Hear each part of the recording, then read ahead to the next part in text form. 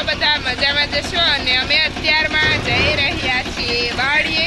જો અમારે 4 વ્હીલ લઈને થઈ ગયા છે રેડી, અને પછી આજે હું તમને બતાવીશ મારી વાડી.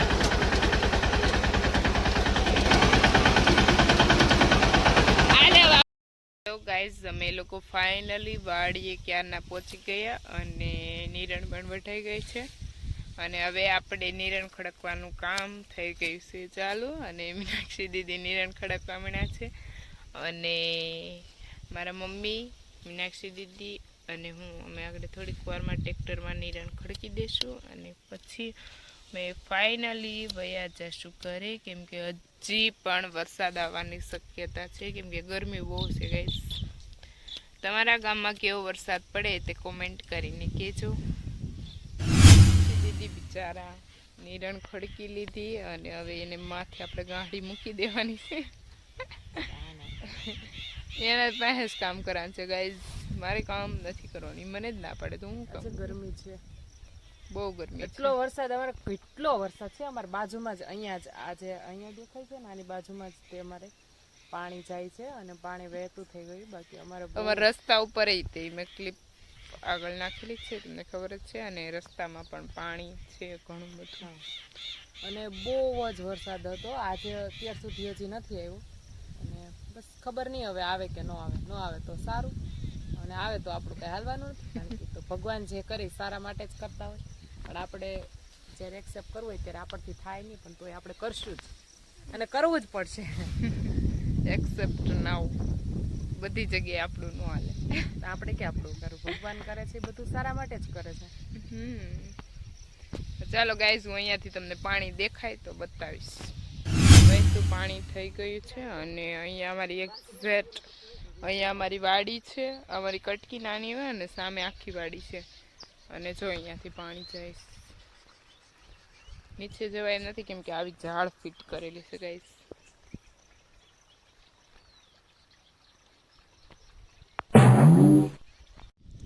જો ગાઈઝ, આ છે અમારી શીંગ, અને આજે અમે આવી ગયા વાડીએ, અને જોઈ શકો છો કે તોય હું તો એવું માનું કે અમારી શીંગ સારી થઈ ગઈ છે હવે પહેલાં કરતાં. પહેલાં બહુ નહોતો ગ્રોથ કર્યો, અને હમણાં ગ્રોથ સારો છે. પણ હમણાં જો વરસાદ રહી જાય તો પછી શીંગ સારી થઈ જશે, અને એમાં કાંઈ વાંધો નથી. અને બસ બાકી અમે નિરણ વાઢી લીધી છે, અને નિરણ વાઢી અને હવે અમે ઘરે જશું.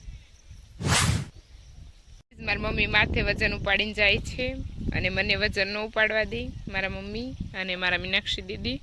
મીનાક્ષી દીદી આમ જાશે, અને પછી સામે ટ્રેક્ટર પર નાખી દેવાની છે.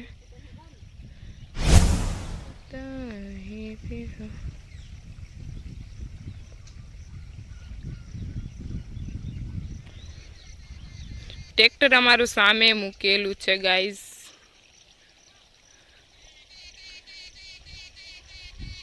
અને અહીંયા અમે વાડી હતી નિરણ.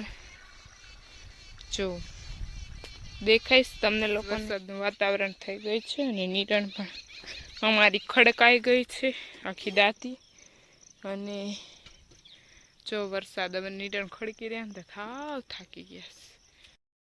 ખડકી લીધી ને થાકી ગયા સાવ, એટલે સાવ. અને ગરમી બહુ છે, બહુ જ, અને વરસાદ આવવાની ફૂલ તૈયારી છે. જો અમારે મીનાક્ષી દીદી બિચારા મહેનત કરી દેખાય છે, પૂરી હાઈટ વાળા બિચારા. જો ગઈ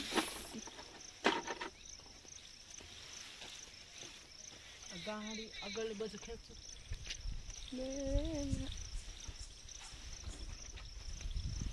કેટલી મહેનત કરવી પડે. જો મમ્મી પણ આવી ગઈ. મમ્મી મેંડી ખાતા ખાતા એ મમ્મી એક ડોડું. ચલો ભાઈ બાંધી લે હવે અને પછી અમે નીકળી જઈએ ઘરે, કેમ કે ગરમી પણ છે અને વરસાદ આવવાની ફૂલ તૈયારી છે, તો જલ્દી નીકળી જઈએ ઘરે. જો મહેનત તમે ખાલી. મારું સીતા દીદી પોપકોર્ન બનાવ્યા છે. ઉડી જા કે પોપકોર્ન. ઋષિ દીદી કરી દીધા છે રેડી, સિરિયસ થઈને. ઋષિ રામ રામ ની સીતા.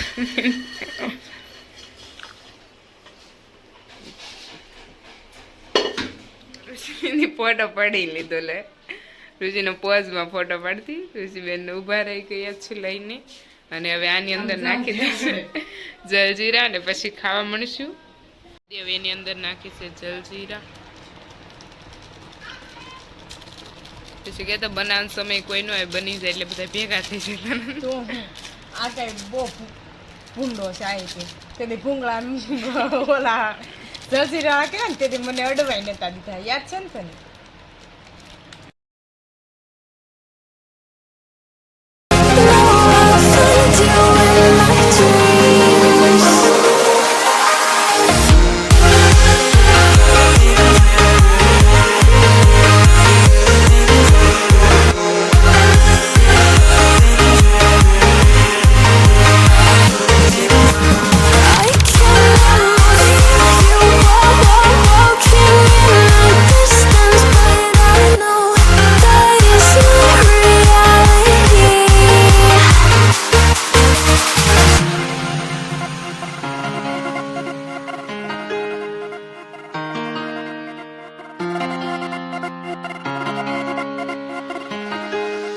ચલો ગાઈસ 4-5 વાગી ગયા છે. અમે વાડીએથી અમે ક્યારના આવી ગયા અને હવે અત્યારમાં જવાનું છે અમારા માતાજીના મઢે સફાઈ કરવા માટે, કેમ કે કાલથી થઈ જાય છે નવરાત્રિ સ્ટાર્ટ, એટલે માતાજીની મઢની સાફ સફાઈ કરવાની હોય.